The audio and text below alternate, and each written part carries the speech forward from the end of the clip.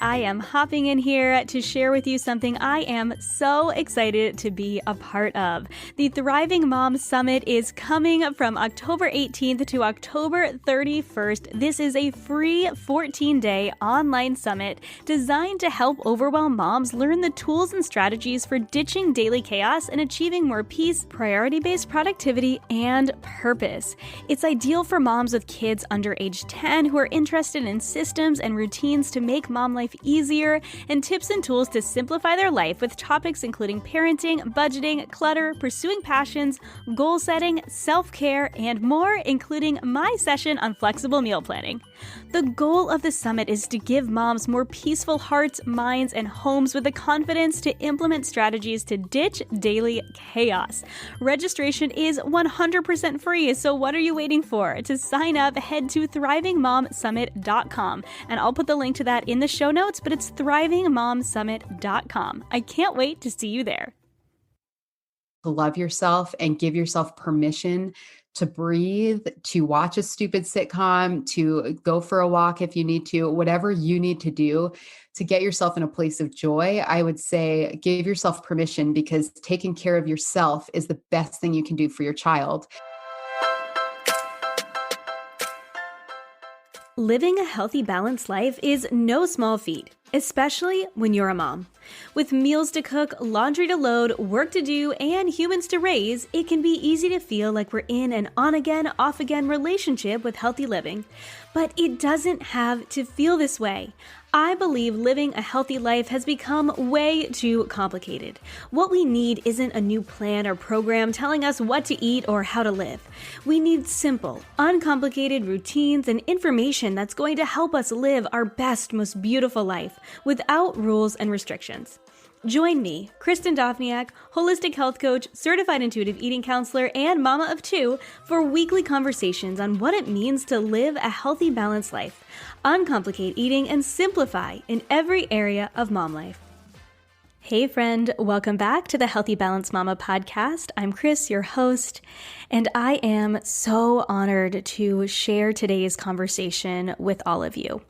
We've spoken quite a bit on this podcast about pregnancy and postpartum. We've talked about pregnancy nutrition.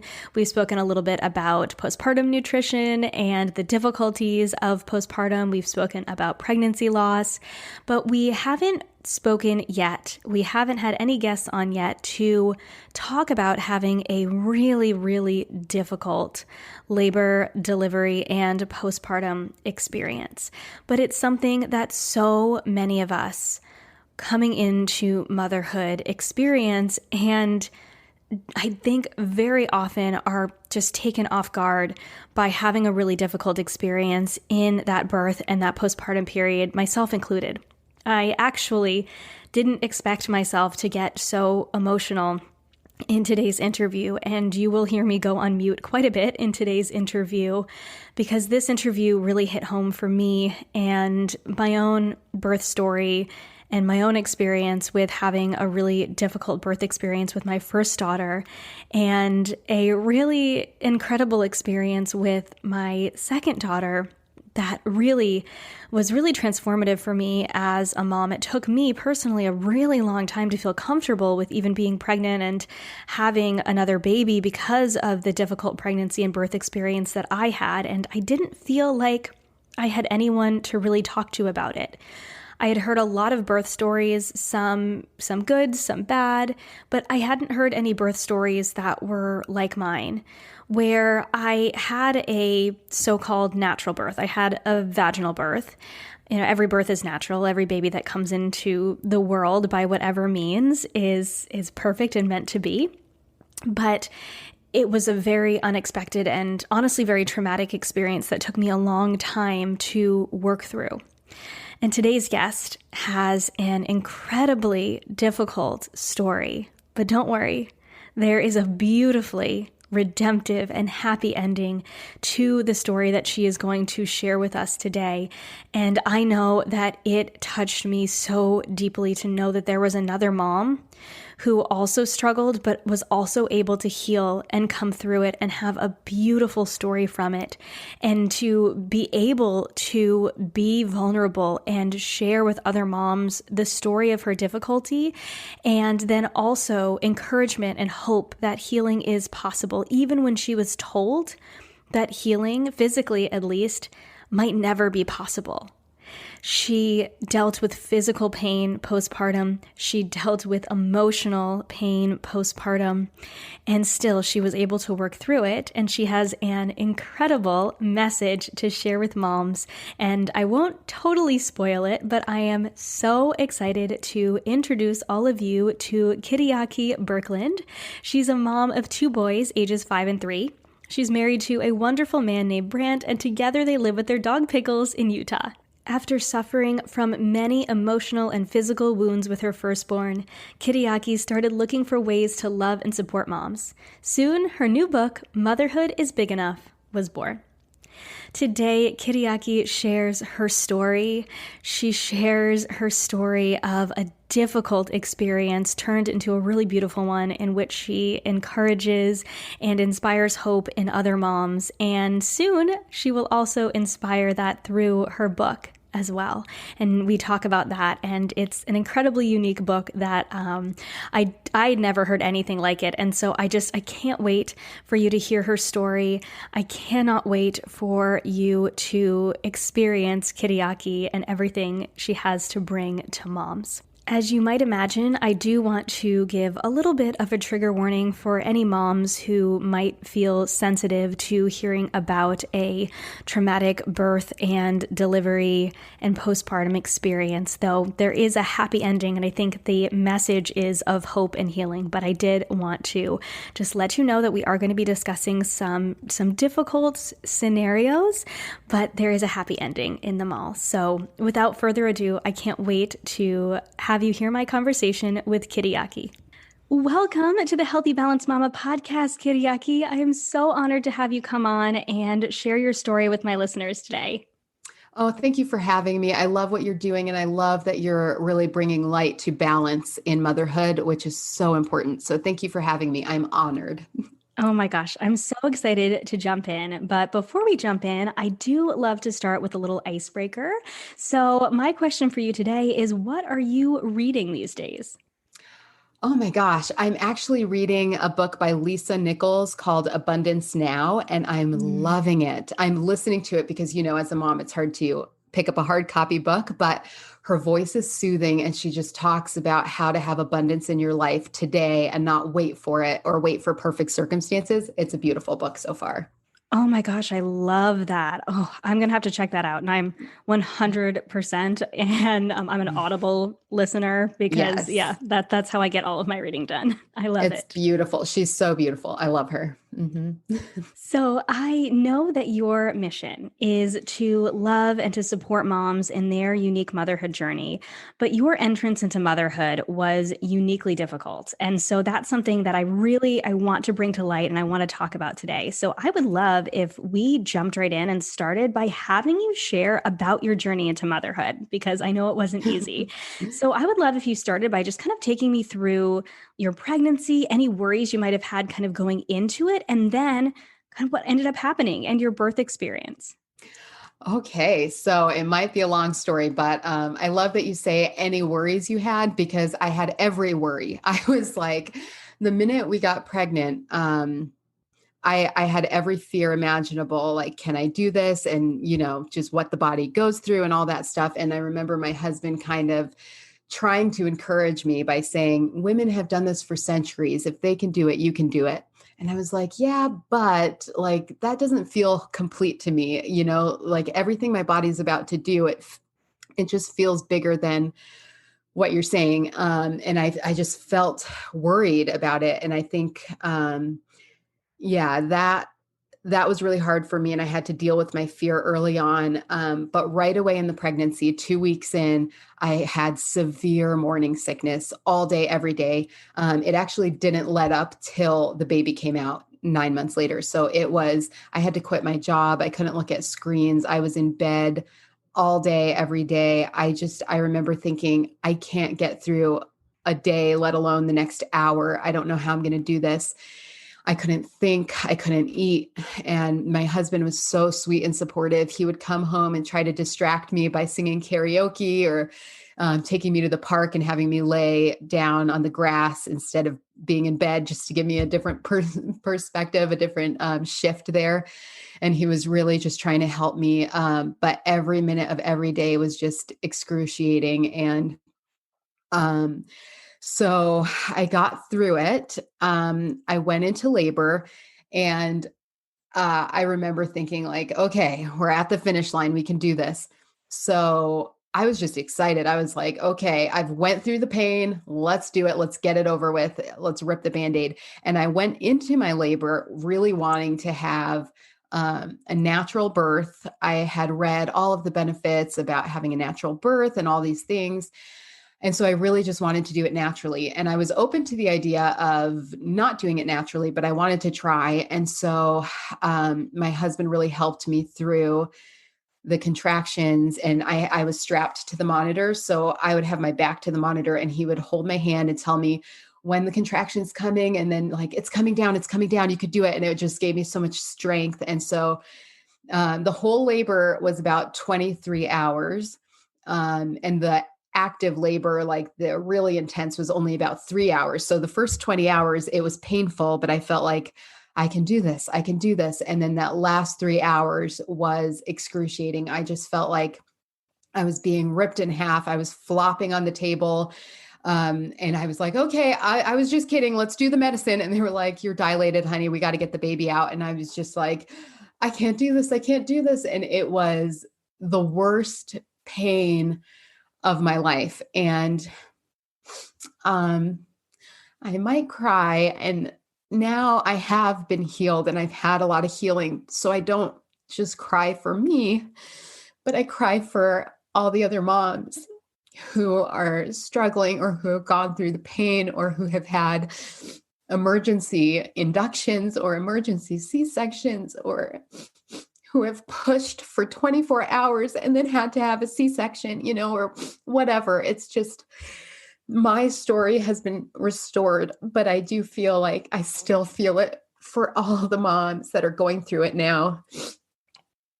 But I remember thinking, once the baby was out, like, I did it. I did the pain. I'm over it. Now I go home, I heal, and I get to be a mom.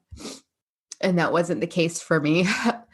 So right off the bat, when I brought the baby home, we had issues. I couldn't breastfeed. I worked around the clock with specialists and supplements and pumping and just trying to get milk. I wanted so desperately to feed my baby with my own milk, and I couldn't. And that really, really hurt. And I worked for about 3 months. I wasn't sleeping. I was hallucinating. I was completely out of my mind. I remember swaddling the baby, putting him in his crib, telling him goodnight, tiptoeing out, and then walk out to the living room to see my husband holding the baby. And like, what's happening? Where am I? Like, I was completely out of my mind. And when I went in for my 6-week checkup, I found out I wasn't healing. My body wasn't healing itself the way it was supposed to. And so it took a few visits and a lot of trial and error. But in one of the follow-up visits, we found out that I had 2 very rare conditions, physical conditions, called Vaginismus and Levator myalgia, which are just fancy terms that meant that I had severe muscle and nerve damage.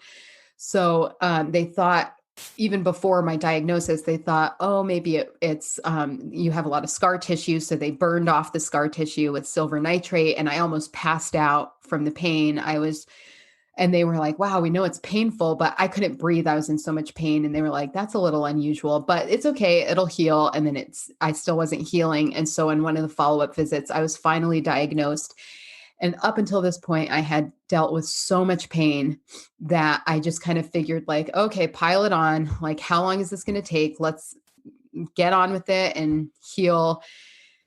And my doctor looked at me, and I'll never forget this moment when she just looked at me and she was like, oh no, that's not how this works.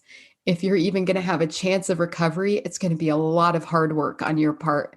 And she went on to detail all of the things I would need to do. And she told me many women don't even recover from these conditions. And she also told me that although it's very rare, it does happen. And it oftentimes these two conditions happen in like a sexual trauma where it's extreme pain and it's where it happens fast and you're not expecting it. And it's extreme pain forcing the area.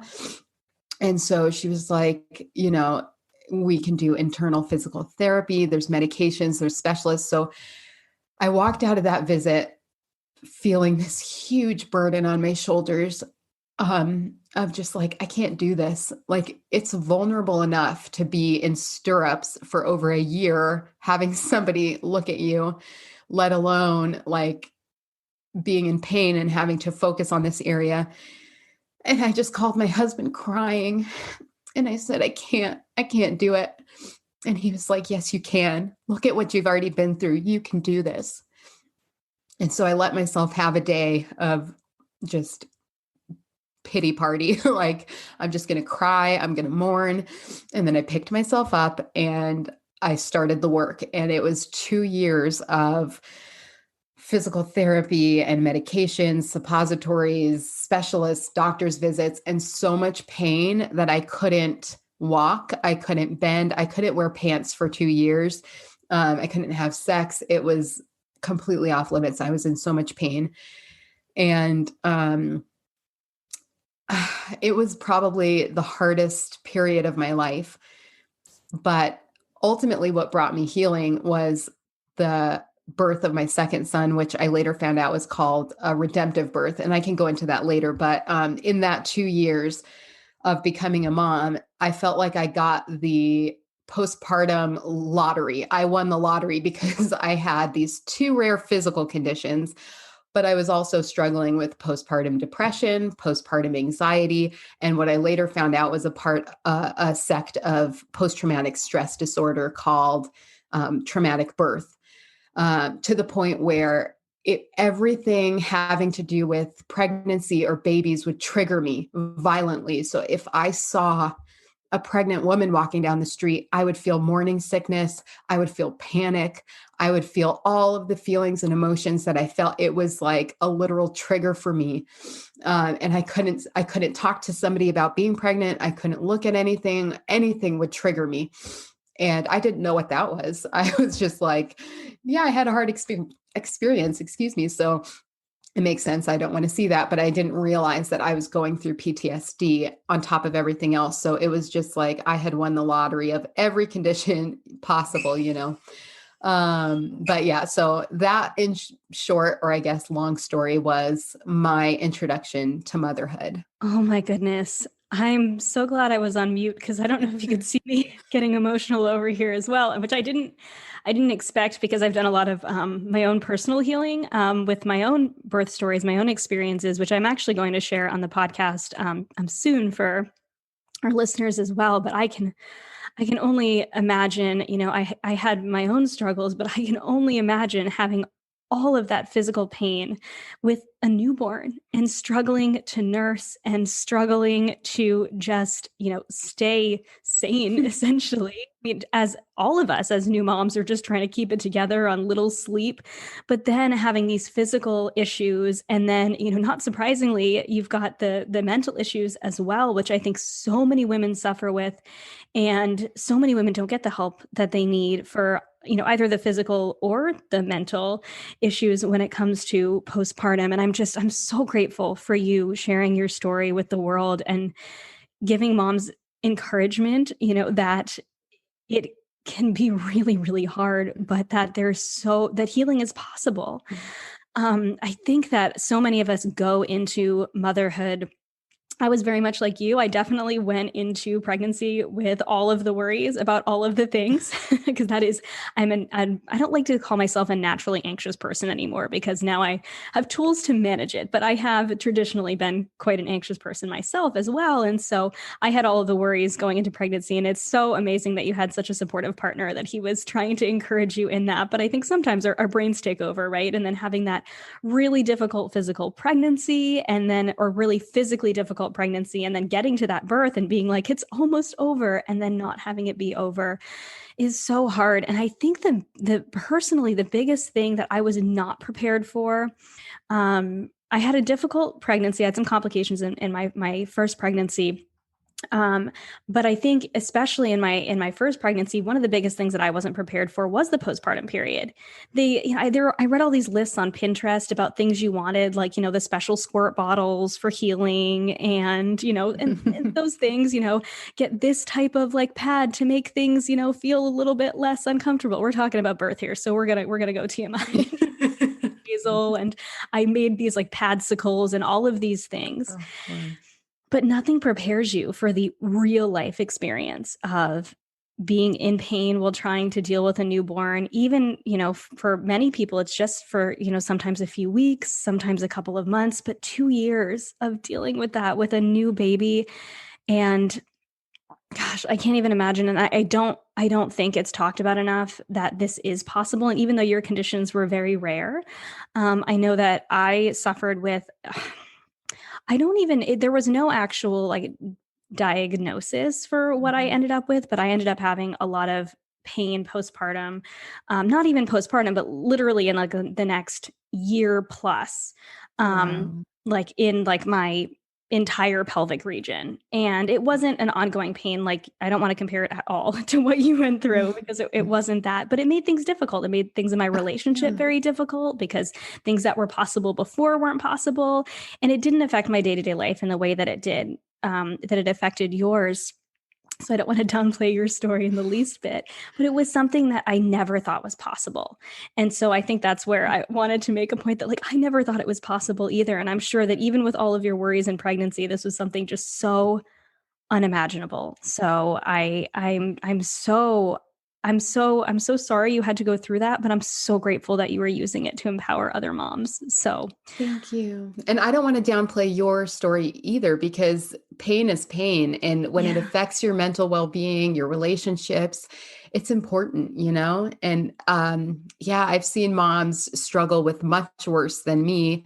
I was just talking to a friend the other day about a mom who hemorrhaged after giving birth, almost died. They stabilized her, sent her home, and then she hemorrhaged again and almost Oh, died and had to be taken to the ER. And she has a brand new baby at home. So it's yeah. just, it's there, and there's countless stories like that. And so Mhm. my pain was unique, but everybody has something, even the quote unquote Mhm. normal or, pregnancies that were fine are Yeah. really difficult. It's a huge transition for your body, your mind, and your relationships, your family dynamics. It changes everything.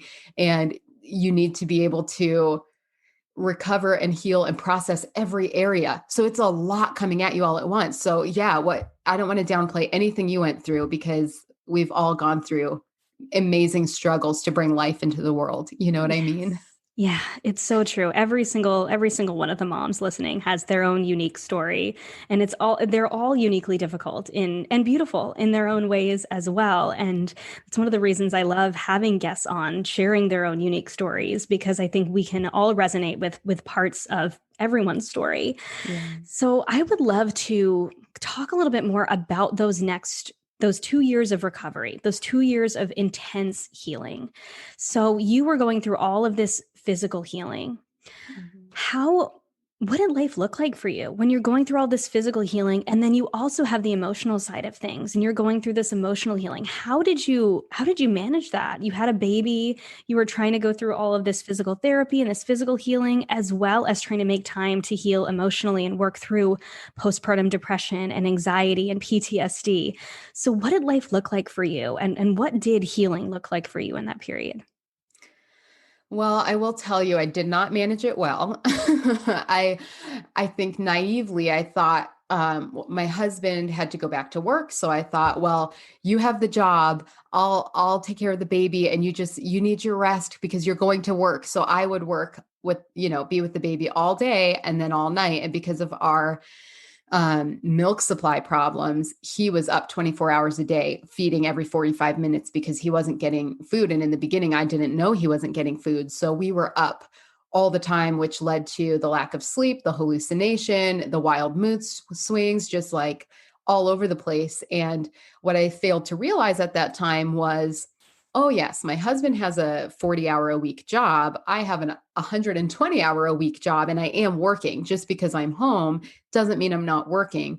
And so both of us, we didn't know what to expect. And I don't fault my partner at all for that, because we both thought, oh, okay, he'll focus on taking care of us financially. I'll focus on the baby. And we just didn't do it great in the beginning. I will give myself credit, because I did try.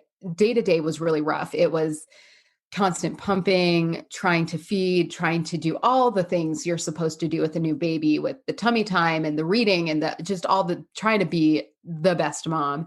And I will give myself credit for one thing, which was that I had a cozy little chair, a rocking chair with pockets on the side. And I put water bottles in one side and snacks and treats in the other side.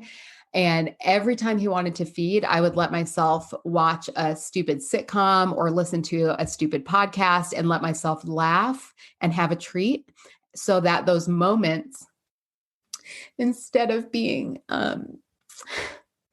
devastating, were joyful. And I think that's one thing I did really well. But in addition to that, I ended up giving up breastfeeding at 3 months because my doctor and I felt that if my body had any chance of healing, it needed to put all its efforts toward healing. So that was bittersweet, because I had wanted so badly to breastfeed that it felt really sad to give it up, but it also felt really like just a weight off my shoulders that I don't have to focus on that. We can find him a formula that works for him, and I can focus on healing. So that felt really good. And then, so after 3 months, it was weekly physical therapy, internal physical therapy, which was so painful. It was daily internal massage with this torture device that I call the wand. I won't say the specific brand or anything, but it was a curved fiberglass wand with balls at the end that I was supposed to insert vaginally and massage myself from the inside to try to loosen the muscles. And it was so painful and excruciating. So I had to do that every day, morning and night. And I would do it in the bathtub to try to, warm water, loosen the muscles. And it was just excruciating. I couldn't get through a few minutes of it. I was also doing like vaginal suppositories, medication.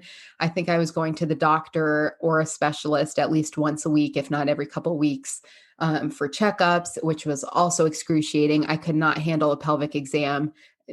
Even in the very beginning, they tried to use child forceps on me, and I couldn't even handle that. I could not handle anything. So it was just constant. My entire life was consumed with baby care and trying to heal and recover. So naturally, when I got pregnant again, my mom was freaking out. I thought, well, I guess I'll have a C-section, but we really wanted to give our son a sibling. So I had fears, I had worries, but it was my mom who was really freaking out. And when I told her, I thought she'd be like, yay. And it looked like pure terror on her face. Like, can you do this? And we had lengthy talks with my OBGYN about how it would be possible to do it. And I think I'm jumping ahead a little bit, but I guess since I'm here, I'll just keep going. But my doctor felt completely confident that I could have another vaginal birth. But my sweet, sweet doctor, and I'll give her a shout out here, Allison Canavan, she was amazing. And she was so just intuitive and aware. And I'm sure it was her extensive background that she knew the two things that create trauma are extreme pain and a feeling of being out of control. So when you marry those two things together, which is what I had with my first birth, it creates a trauma. And so she told me, in order to do this vaginally, we need to completely manage the pain so that you're not in any pain. And we need to have you be completely in control, so you feel completely in control the whole time. So she suggested a full epidural and an induction, so that I would know the day, I would know the time, I would be able to prepare mentally, and have everything controlled. And she was so sweet. I remember that the night before, so we were going to go in at midnight for the induction, and my parents came over at 8:00 to be with my older son. And my mom was like, why don't you guys go get some rest? You're going to be up all night. You should try to get some sleep. And my husband was like, yeah, that's a great idea. So he went right to sleep. And I stayed up rocking in the rocking chair with every fear imaginable about, can I do this? What's going to happen to my body? I'm not even healed from the first one. And now I believe in God, and I just spent the night praying and asking God to show me pictures that would empower me to get through this. And what I saw were pictures of my second son, pictures of him strong, pictures of him as a warrior, pictures of his life. And it gave me so much power that by the end of that night, I felt like not only empowered to go through it a second time, but I felt grateful that this amazing human being is coming into the world today, and I get to be his mom. So by the time I got to the induction, my mindset had changed. And that doesn't mean the fear went away. I was still afraid, of course, but I just felt like, I'm going to do this for him. I feel like I know him, and I'm going to do this. So, yeah, we went in, and even my physical therapist had told me it's very rare, but sometimes a second birth, if it goes really well, can reverse the symptoms, physical symptoms of these conditions. And she was like, it doesn't always happen, but it has happened for women. And I didn't even think that was possible. I was like, if I can just get through this without dying, I'm good. But that's what happened. I ended up having this beautiful birth where everything was controlled. I had soft lighting. I had worship music playing. I had aromatherapy. My doctor even assigned the most gentle nurse. I can't remember her name, but I remember it meant sunlight or light. And she was gentle and kind. And my doctor had also had the forethought, again, she's so awesome, to have the nurse massage my pelvic floor with oil. And I remember her saying, like, copious amounts, copious, liberal, pour it on. Like, she wanted so much oil to like stretch and strengthen. And so the birth ended up being so easy, so beautiful, so full of joy that not only was the experience, even when I think about it now, so joyful, but it was like instantly I could tell something was different. And I went back to my physical therapist. First I went for my 6-week checkup, and she did the exam, and I didn't have any pain. And she was like, Kyriaki, you're healed. And I was like, yeah, maybe. And then she was like, well, we'll go see your physical therapist just to be sure. My physical therapist checked me and was like, Kyriaki, you're healed. And so that's how, through this redemptive birth, which I later found out that it is a term and it has happened. And there was a study done on redemptive birth, and that's what I had. So it was through that redemptive birth that I fully physically healed. And then through a lot more internal emotional work that I, a couple years later, healed emotionally and mentally also. So that's my whole story. Oh my gosh. It's so incredible. And I'm over here trying to hold it together because you're such a beautiful storyteller. And so like, I can imagine this whole experience and how incredible it must have been to have such a different experience. And I'm over here like, cheering on your doctor from afar. Right? What an incredible suggestion to make it as pain-free and as in control as possible so that you felt comfortable. You were still in pain at this time when you were, oh yeah. Oh my gosh. Oh yeah. It's so difficult to go into something that is going to be uncomfortable, to say the least, really painful, and already be in pain and walking into it after having the experience that you had before. It's so incredibly brave, but also I understand the fear, and it's so beautiful, the experience that you had the night before, just, imagining your son and that experience you were able to have. And it's so incredible. The human body is so incredible. And I think, I did a little bit of training to become a doula. That was something that I thought that I would like to do, because I find birth and the whole experience so fascinating. It wasn't my path in life, but, or maybe one day, you never know. Yeah, you never know. But I find it so fascinating. And the female body is just so incredible. And how incredible is it that a second birth took you to a place of healing physically first that you never could have imagined? I just think Right. that it's so, so cool and so incredible. It So was. Yeah.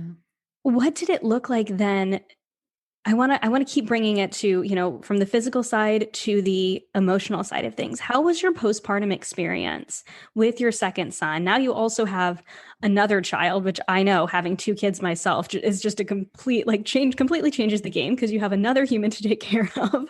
Plus Hmm. you're also healing postpartum. Plus you have a newborn.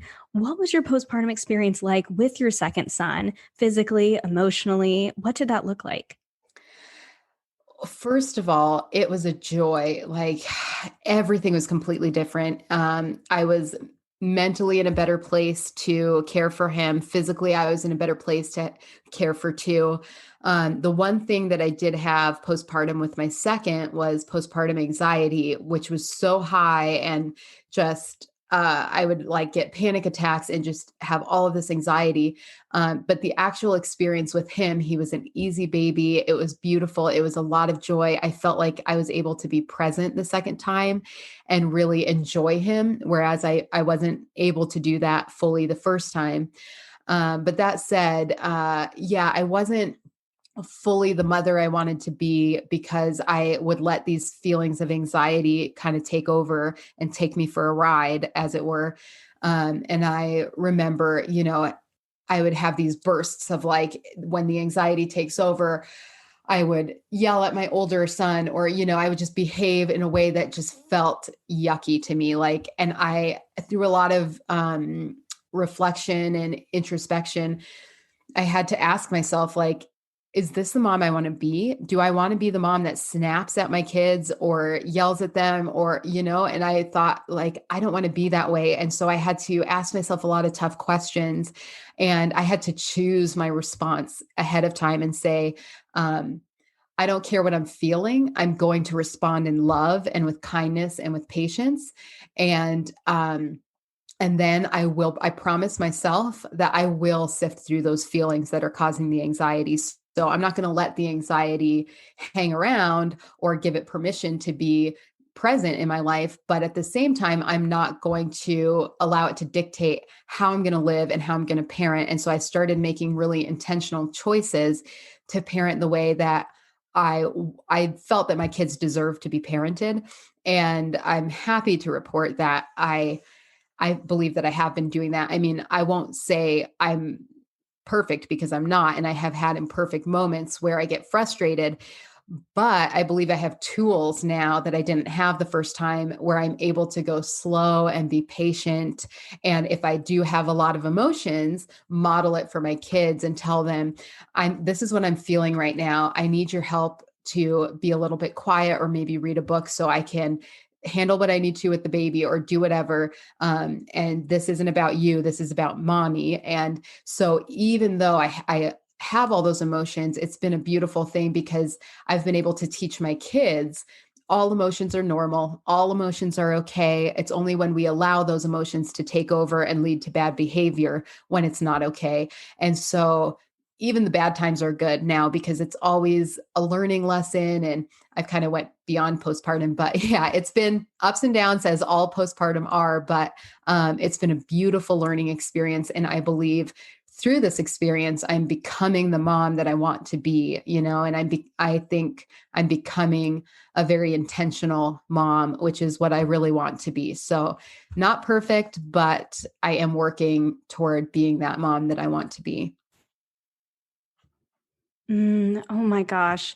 Thank you for sharing about that experience with postpartum anxiety and with anxiety, because I know, like I mentioned before, being someone who has struggled with anxiety myself, I can totally put myself in your shoes in those moments where the anxiety is so high, you say things or you do things or you act in a way that you don't love and you don't want to, but anxiety is a beast. But I think the key here is that there are tools and that you sought out those tools and you found what works for your anxiety and that you can pass that on to your kids. Like you said, I think it's a gift to be able to really I don't want to say take control, but learn how to manage our emotions so that we can teach those things to our kids.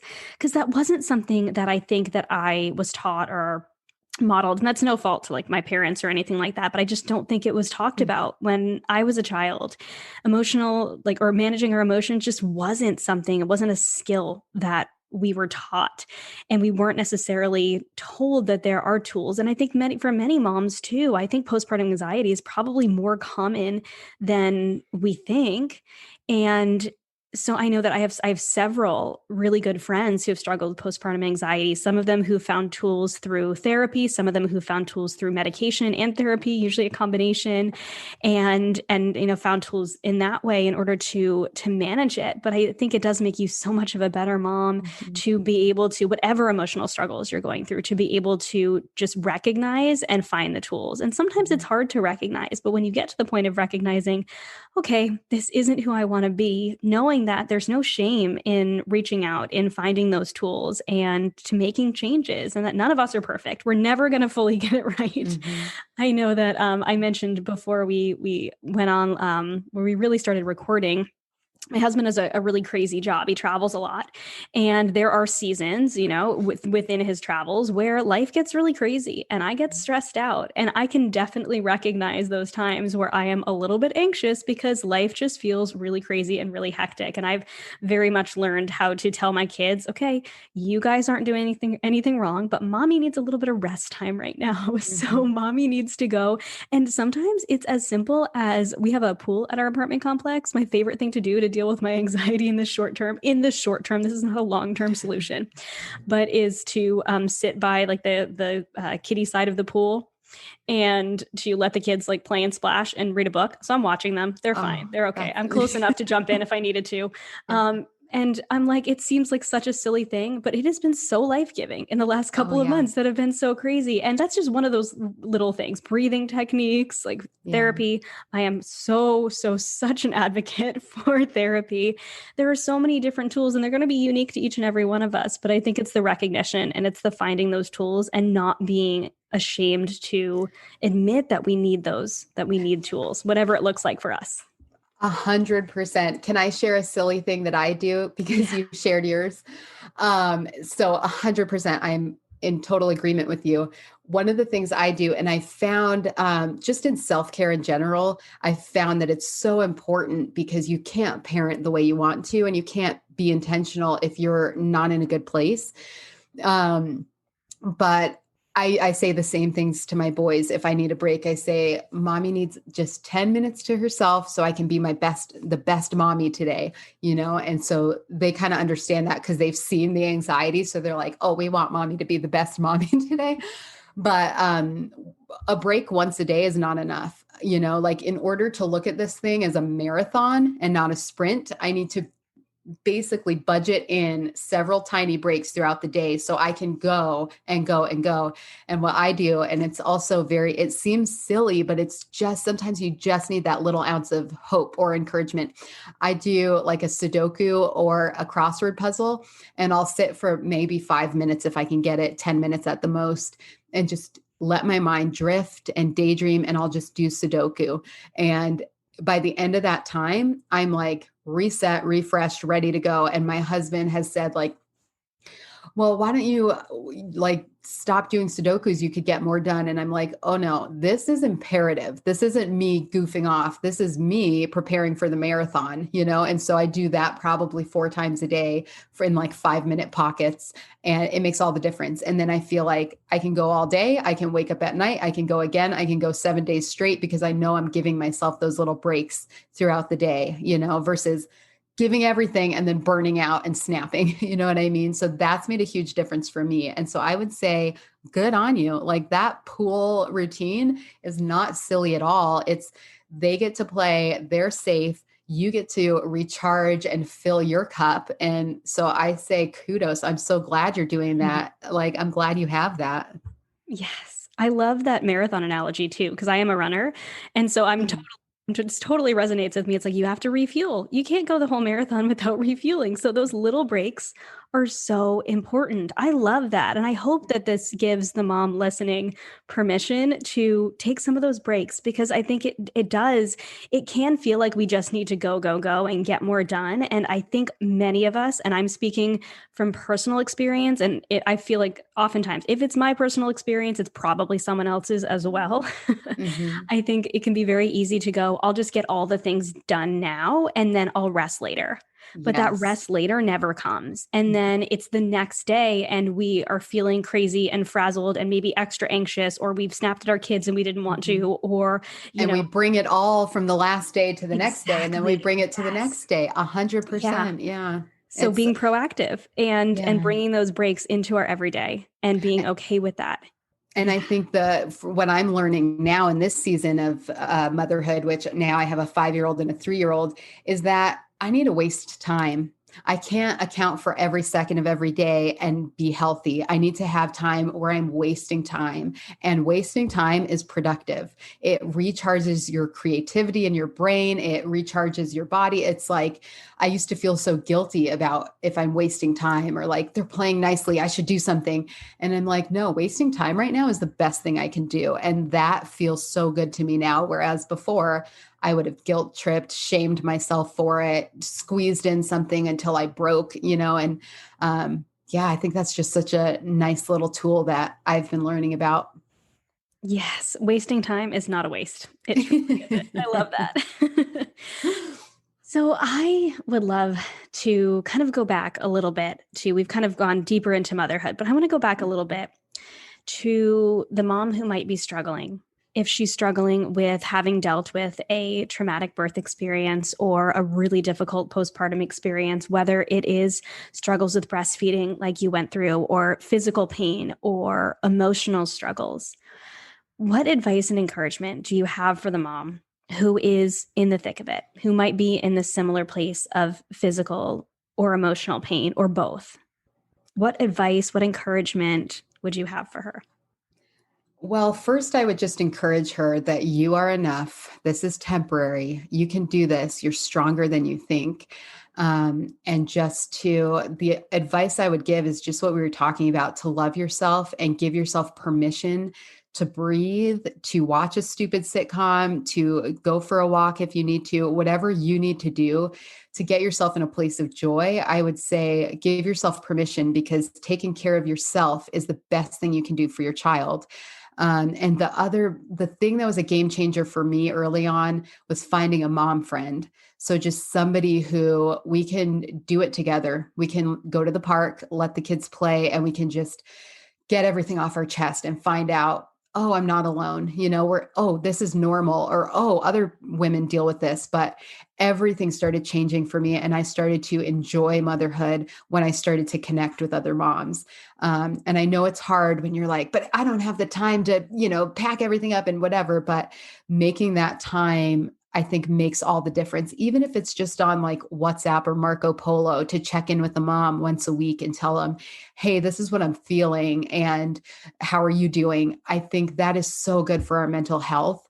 And so those are the two things I would say if I had any advice. And I really try not to give moms advice because it's so hard and we're doing our best. But I would just say, love yourself and connect.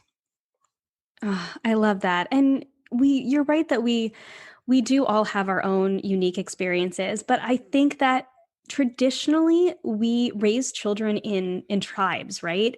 Mhm. And whether it was family, extended family, friends, and I think oftentimes we're so isolated, especially in the last year where we were physically isolated from pretty much everyone but our immediate families for so long. For so many of us, we're pretty much the entire world. I think motherhood can feel isolating, and then it's really easy to isolate ourselves, especially when we're going through a difficult time. But I wholeheartedly agree with both of those, especially loving yourself first, taking care of yourself, and then connecting with other moms. I know as you're saying that, I was thinking about how transformative it was for me too. My first, I want to say like 6 to 8 months of motherhood was very much on my own. I did end up moving in with my parents for a period of time. It's a long story. My husband was immigrating, all that jazz. He's Canadian. And, but other than so I did have a little bit of a family unit, but I didn't have any mom friends that weren't my mom who had had her last child at that point, like 25 years prior. Yeah. So, I mean, my mom's given me incredible advice and encouragement over the years, but, having those moms, like having moms that I could connect with, I joined a mom like fitness group that would meet, and I think we would meet like twice a week, and we would do these workouts, and then we would all sit together after at the playground so the kids could play exactly like you're talking about. Mm-hmm. And actually being able to be in community with other moms. When we lived in Canada at the first 5 months of my oldest daughter's life, and we had no friends who had kids, no one close by, and so I was totally alone until we moved back until at least I moved back to the US, and then my husband came later. And then it was probably 8 or 9 months. She was 8 or 9 months before I actually had my first like real mom friend. And it really does make a difference. And like you said, even if it is on Marco Polo to catch up or joining a Zoom group or something like that, just, we do in the Healthy Balanced Mamas Facebook community. We don't do it on Facebook. We do it on Zoom, but we have a book club. And so we'll pick a book every, it's usually about every month, kind of during the school year time. We pause in the summertime and we meet and we chat about the book. And some moms haven't even read the book because they're like, I didn't have time. It's like, you know what? That's cool. Just come on, just chat about it with us and just be in community with other moms. And, some moms make it every time and some moms make it every once in a while, but it's just a way to connect. And I love any way to connect. So I really, really love that. And I think we're allowed to give each other advice because the mom can choose to take it or leave it. Right. I think it's about encouragement. It's about encouraging each other. Yeah. Perfect. Yeah. So all of this, this traumatic birth situation that you ended up finding yourself in postpartum, that you ended up finding yourself in, this painful and physically and emotionally painful couple of years that you went through, and then this redemptive birth experience, ultimate healing, inspired you to write a children's book, but a children's book for moms, which I think is such a cool concept. When I read that, I was like, wait, what? That is so cool. So I would love for you to just share with us how this book came to be and who it's for. Thank you so much for saying that. So yeah, when I crawled out of my proverbial black hole, I just started to see, it started with one mom friend that I saw was suicidal and isolated and out of her mind. And I took her for a walk and I rallied all the moms I knew, like, this mom needs support. And then I saw another mom and another mom and another mom. And I started to realize, oh, we are all struggling, even if it's quote unquote easy. It's never easy. And I was like, it broke my heart and I wanted to find a way to help. But being a mom, I know you're busy. Sometimes you are isolated or you have to be isolated. And I thought, how can I meet these moms where they are? How can I go into the private place and give them encouragement where they are? Because a lot of times we suffer in silence. A lot of times there's a stigma, or you want to be seen as a strong mom or the perfect mom, or, you present yourself to the world as how you want to be seen. But when you're in those private moments with just you and your baby, that's when you need it. That's when you need the encouragement and the hope. And like we were talking about with the Sudokus or sitting by the pool, sometimes you just need just an ounce of hope to get you through the next hour or the next day. And so I thought, if I could write a book for moms, I could be there with them in that precious moment, in that intimate moment, when they are taking care of their baby. I also thought, time is such a huge component for moms, that there's all these things that you're supposed to be doing with your baby, with the tummy time and the feedings and the nap times and the play times and all this stuff, that it's like, well, when do I have time to sit and encourage myself? And I thought, well, the babies, they don't start to understand words for months and months, but you're encouraged to be reading to them every day, all the time. And it doesn't matter what you're reading to them, but those words and the pictures are giving them cognitive development, social development, language skills, and helping their brain development. So I thought, in this time when we are supposed to be reading to our babies around the clock, what if what we were reading fed our souls and gave back to us? So I wrote this really cute children's book, and the pictures and the words are very simple and bold to help with the baby's developing eyesight and brain development. But the message is just for mom. And it's just a very simple, small story. It's called Motherhood is Big Enough. And every page gives a little bit of encouragement, like, my hair can wait. Motherhood is big enough. The dishes can wait. Motherhood is big enough. And it's just a story to encourage moms that right now you're enough and motherhood is enough. And if you don't get to that chore, okay, that's fine, because you are doing a huge job. And it just reminds you that, okay, this is temporary. This is on the back burner. Right now, I can focus on motherhood, and that's enough. And I remember one mom telling me when she was a new mom, before I ever had kids, I just don't feel like I'm doing anything. I feel like, because you're at home all the time or whatever, or you're used to being productive or being out in the world, and just being able to sit and say, I'm enough, and this is enough for right now. The world is going to come back. Your skills, your new friendships, so everything is going to start coming back. But right now, this is enough. And so we wrote this book, and my goal is to get it into as many hands of struggling moms or new moms as I possibly can. It's a small thing, but sometimes the small things can be so big. And so that's my heart. And I just want to be there in those intimate moments with moms to love them, support them, encourage them with just a gentle encouragement, not anything of like, this is what you should be doing, or this is how you should love yourself, or self-care, because even those things can stress us out when people tell you to relax, or people tell you, okay, I'm going to give you a break, go rest. And you're like, gotta rest. It's like, even those things can be too much. And so this book is just a simple way to love moms and give them a sigh of relief and just a deep breath in some of those chaotic moments, while still allowing them to bond with their baby and not take any time away from all of the baby duty that they do every day.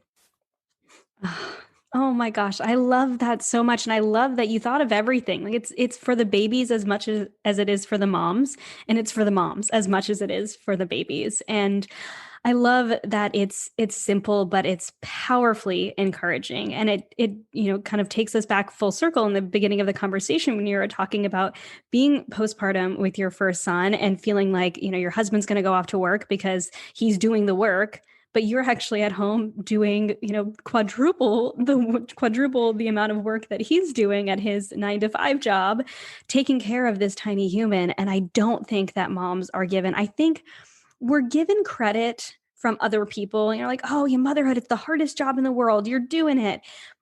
And I think we hear that, but we don't often internalize that. And I think we need that encouragement. And so I want to get a copy of your book for like literally every new mom because Yay. they need it. They really do. And I know that I needed that when I was trying to do all of the things with my essentially newborn. I started my business actually when my daughter was 5 months old. Wow. Oh my And gosh. I'm thinking back to it going, what was I thinking? I immediately stressed myself out because we were just getting past the really difficult newborn stage.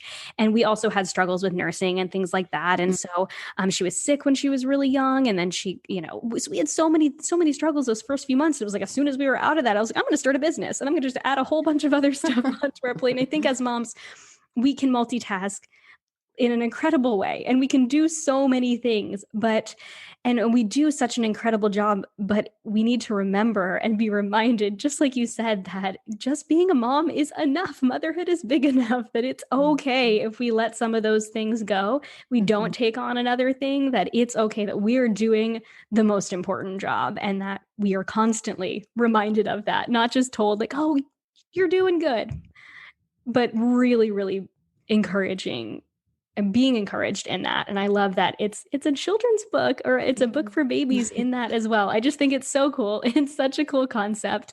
I know I told you in the email that I sent you, when you reached out, I was like, I don't know if I said this is so cool, but that's what I wanted to say. It really stood out to me because I've never heard of anything like this before. It's so unique and so needed. And so Thank you. I'm so grateful for you bringing this to the world. Thank you. I feel grateful to be doing this. I feel like even the process to make the book was so difficult and so hard, and it was so much more work than I thought it would take. And in the beginning, I kind of had this attitude of like, well, if it happens, it happens. And if it doesn't, it doesn't. At least I tried. But as I put the book out there, the response was so overwhelming, where moms were coming up to me and sharing their stories and saying, me too, or this is what happened to me, or this is how I struggled. And I was blown away because it was strangers on the street where I would have moments of intimacy and vulnerability that they said, I just watched your video and I'm in tears. But it was also members of my family coming forward saying, this is what I struggled with that I had no idea. And this overwhelming response of women coming forward that gave me such a resolve that, oh, this isn't an option. I have to make this book. I have to get it done for these women, and not just for them, but for future generations of women who are going to go through this. And so it just really gave me this drive to not only get the book made, but get it out there to as many moms as possible. And my dream is to, give back a portion of the proceeds to maternal mental health. And I don't know what that's going to look like. This book is still very new, but I'm working that out because I want to, this whole endeavor has been a way to love moms, but also support them in practical ways. Like this book is a tangible thing that they can hold on to, that they can hug their baby, read the book, and have just a moment of like, it's going to be okay. And so I'm looking for other practical ways to really give back to moms in a way that's actually going to support them and love them. You know what I mean? So yeah, that's, it's been my heart, and I have enjoyed every moment, every tear shared with another mom, every story that's been told to me. I'm savoring every moment of it because the pain and the joy it's all so beautiful. And I feel grateful to be the one that gets to bring the book into the world and also connect with moms in such a beautiful, deep, meaningful way. Mm.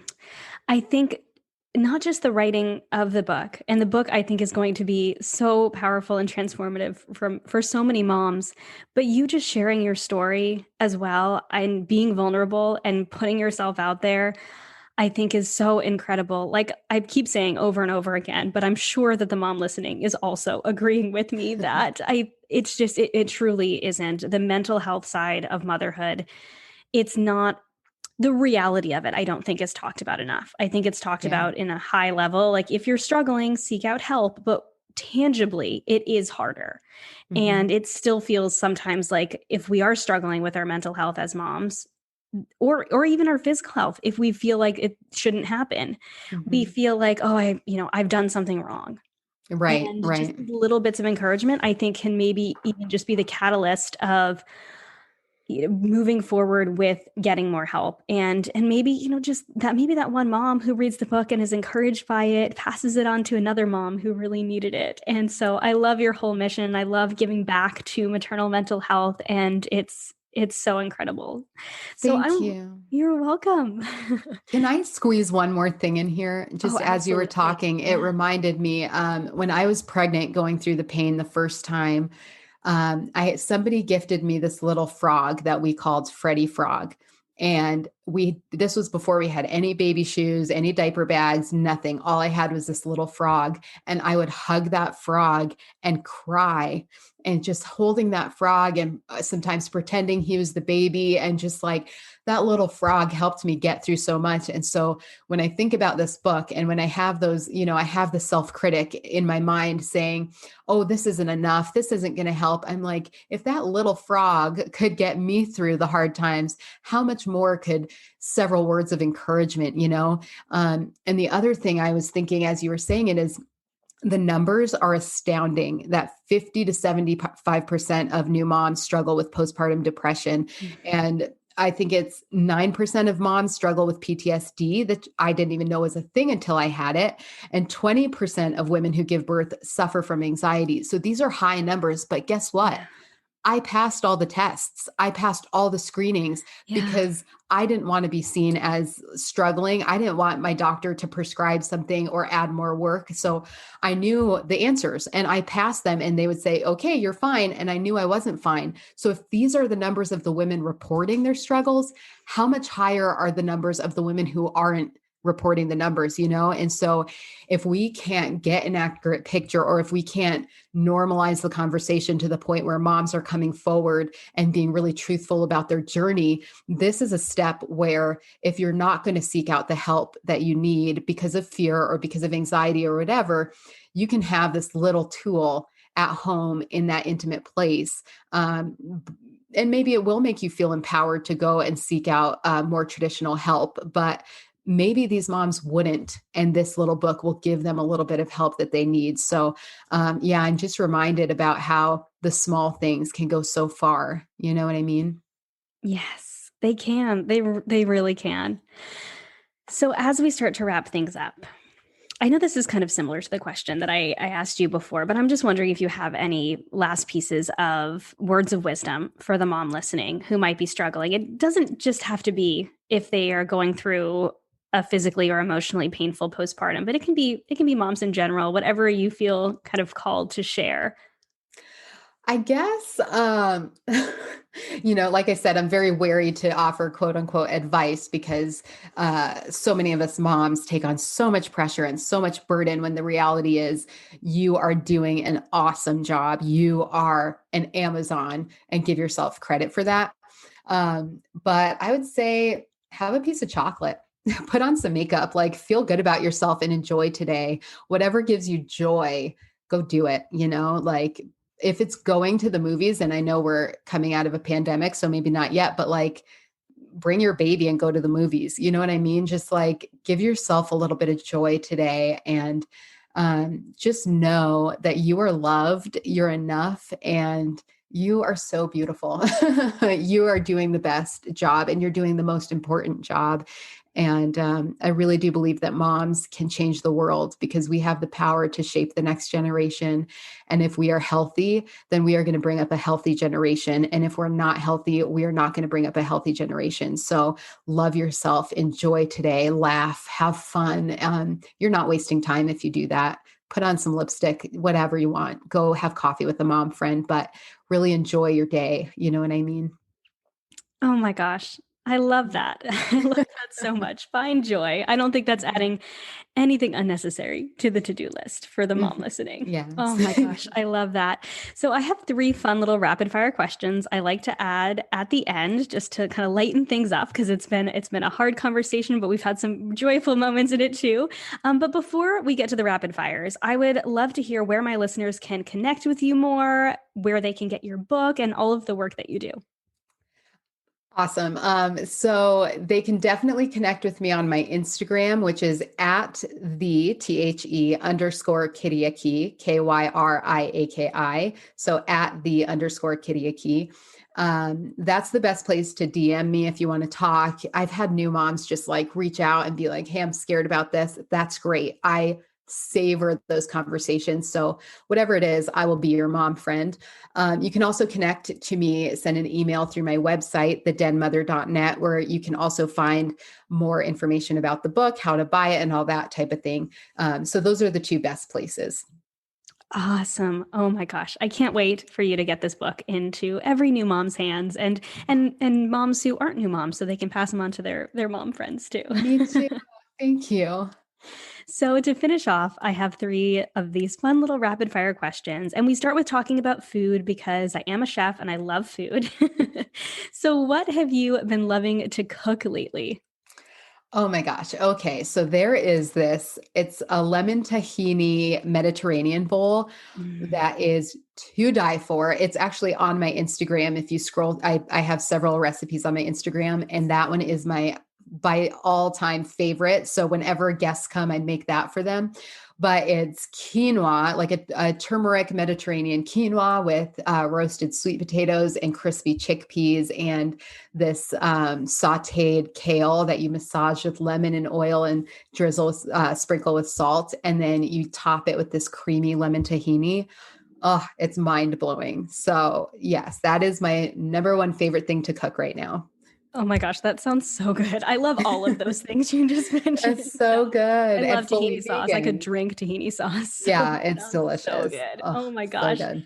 So that's even loving to cook. What have you been loving to eat lately? Well, this isn't really something to eat, but to drink. I will say this is one of the little breaks I get in the little ways I love myself is I make myself an iced chai every morning with Mm, soy milk. And it's so good. Right now I'm doing a salted caramel chai that oh, I yum. I I steep. My husband actually got me this like steeper iced chai thing for my birthday that I'm using every day. So it's just an iced chai that I put a little drop of stevia and some soy milk and I sip it outside on the patio while I do a Sudoku and it's like heaven. Oh, it's my favorite. Oh my gosh, that sounds so good. Oh, I need to know about this like chai steeper things. I actually gave up coffee earlier this year because it was triggering my anxiety, and I finally admitted Yes. that it wasn't good for me. And so I can do a little bit of caffeine with tea, and so I do chai or matcha, and I Yeah. love chai. So that sounds So amazing. I want one good. of those right now. I'm going to text you that picture because it's Oh my gosh. amazing. And I'm like you, I can't do coffee. It makes me jittery and it's too Yes. much. But tea is like just enough caffeine. And when you make it, because I know some moms that are like, oh, I hate tea. And I'm like, okay, make it this way and you will love Yes. it. It's so good. Oh my So gosh, good. yes. I definitely I definitely Okay. would love I'll to know text about you the that. picture. Yeah, it's so Perfect. good. Thank you. Sure. And so my final question that I have for you today, because this is the Healthy Balanced Mama podcast, and we like to celebrate balance in every area in every season. What does balance look like to you in this season? I love that question so much. I know people have different opinions on balance. Some say balance doesn't exist, but for me, balance looks well, I'll start by talking about everything I do, which is motherhood, being a wife, taking care of the house. I'm an actor, so I'm auditioning several times a day and acting. And then my book, selling and writing and working out those types of business details too. So I have these kind of 5 areas of my life. And what I tell myself is, like we talked about, I build in those breaks where I can have just me time throughout the day. And then I tell myself that all of it feeds together. So if I'm really heavy on this area, it doesn't mean I'm detracting from another area. It means that I'm building the whole thing. So if one area is pretty busy, I let the others slide for a minute. And then if that area is slow, I say, okay, now I can focus on this area.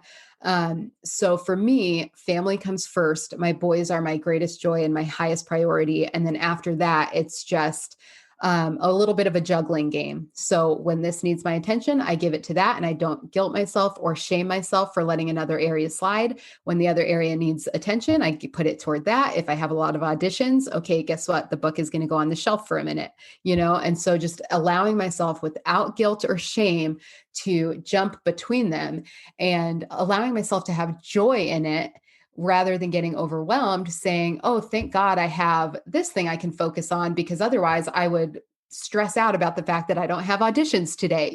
So it's like, I can focus on this now. Oh, got an audition. I get to enjoy it. So I guess I would just say, jumping from putting on each hat, and jumping from plate to plate with joy and not with shame or guilt is how I feel the most balanced and the most whole. I love that. There's so much intention in that, in going, this is what I'm going to focus on right now, and I can let the other things go. And I love that. I always say that balance isn't a destination, or my opinion is that balance isn't a destination. It's not like we discover balance and then we're there. It's Mhm. changing in every season. And that's why I love this question. I love hearing that. And I I love think it. that's such an incredible answer and such a perfect place to end things today. But I bet I could keep talking to you I for know. so I long. was feeling like I could be your best friend. We could talk forever. It's so Yes, over a fun. chai. Oh, yes. I would love to make you a chai sometime. Oh my gosh, I would love that. This was so incredible. Such an incredible conversation. You're a beautiful storyteller, and I'm so grateful, like I've said so many times, for you sharing your story for moms, encouraging them, and this book that you are bringing into the world to kind of like your new baby, right? Bringing into the world to help encourage other moms. So I appreciate you. I'm grateful for you. And I'm grateful you took time out of your day to share with me about all of it. Oh, thank you. I am so grateful to be here and just to be a part of your community. So thank you for having me. Absolutely. Thank you so much. Thank you so much for listening to this episode of the Healthy Balance Mama podcast. If you loved it, would you take a screenshot and share it with a friend over on Instagram and tag me in it? It helps me so much to know what you love and are taking away from each episode. If you really loved it, would you hop over to iTunes and give me a star rating and review? Every rating and review helps this podcast be seen and heard by more women who need to hear the message of balance and wellness without deprivation. It's the best free gift you could give me. And as a reminder, the information and opinions on this podcast are meant for education and inspiration only and are not to be taken as medical advice, diagnosis, or treatment. Please consult with a trusted practitioner before making any changes. Have a beautiful day, friend, and I'll see you in the next episode.